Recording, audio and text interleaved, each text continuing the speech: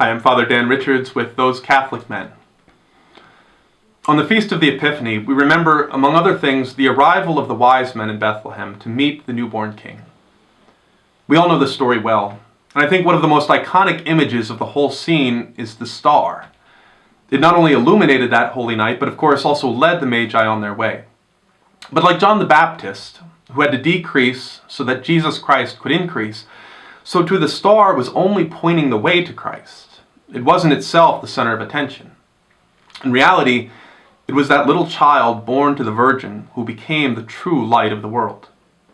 And when the three kings found that true light, St. Matthew tells us, they prostrated themselves and did him homage, and offered him gifts of gold, frankincense, and myrrh. Once they encountered the true king, these three earthly kings immediately recognized in this tiny boy the promise of salvation for all people, and they wasted no time in offering him their worship. We too have encountered the newborn king. We, just like the wise men, followed the message of the star to come and worship him. And we too pray that by his light we may pass through the shadows of this world and reach the brightness of our eternal home. But how do we achieve that transformation? The same kind that caused the kings to fall down and worship before him. I think we can find a good guide in looking at what the Magi offered Jesus on that first Christmas night, the gifts of gold, frankincense, and myrrh. They're symbols rich with meaning. From the first reading, we can see that they fulfill the prophecy of Isaiah, that all from Sheba would come bearing gold and frankincense and proclaiming the praises of the Lord. And they can also represent the one to whom they're given.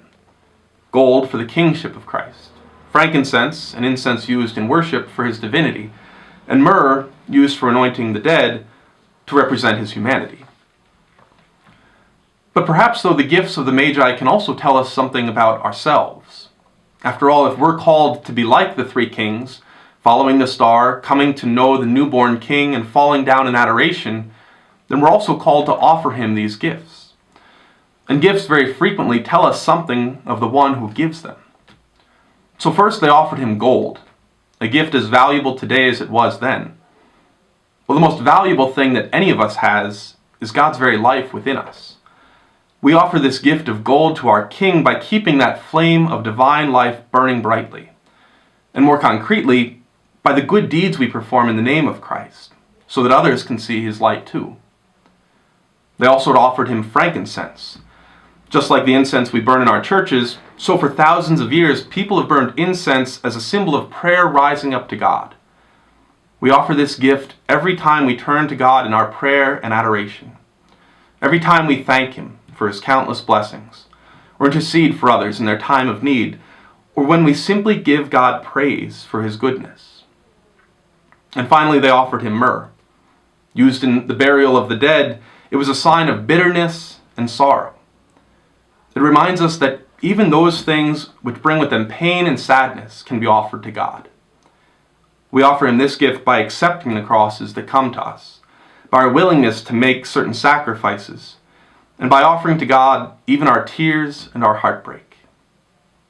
These then are the gifts that we're called to offer him: prayer, good deeds, and sacrifices. We, like the Magi, have already come and offered our worship to him. So now we must take stock to see what the gifts are that we have to offer, and to place them at the feet of our newborn King.